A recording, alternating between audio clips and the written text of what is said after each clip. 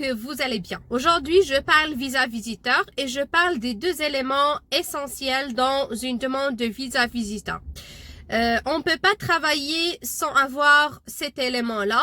Donc, on a deux options. D'accord? Pour les gens qui veulent venir au Canada pour visiter le Canada.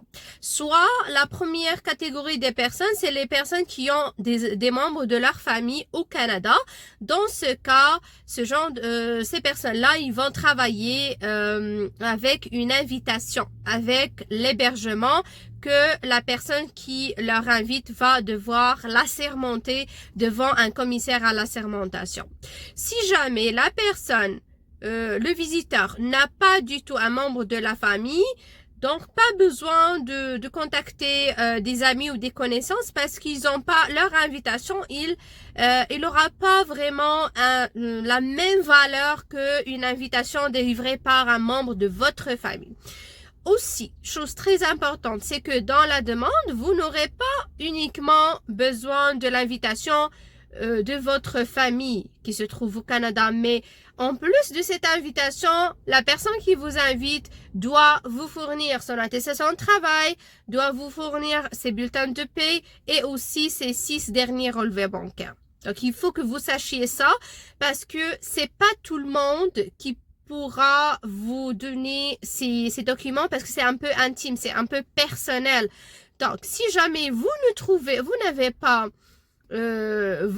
n'avez aucune famille au Canada, vous pouvez tout simplement travailler avec une réservation d'hôtel. Donc, dans ce sens, nous, on conseille toujours de faire 2 ou 3 réservations. Et c'est toujours préférable de mentionner dans la lettre explicative, quand vous allez expliquer votre trajet, votre parcours et tout ça.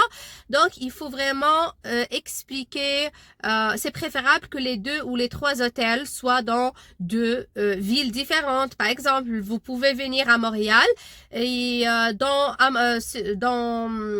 cet hôtel, par exemple, ou cette ville, je dois visiter 1, 2, 3, 4. Il faut nommer les endroits que vous devez visiter. Avec la réservation d'hôtel, il faut absolument faire ça. Votre trajet, qu'est-ce que vous allez faire? Jour 1, jour 2, jour 3. Donc, c'est comme ça qu'il faut bien travailler la demande. Donc, aussi pour la réservation, pour l'hôtel numéro 2, vous faites pareil. Il faut nommer les endroits que vous allez visiter au Canada.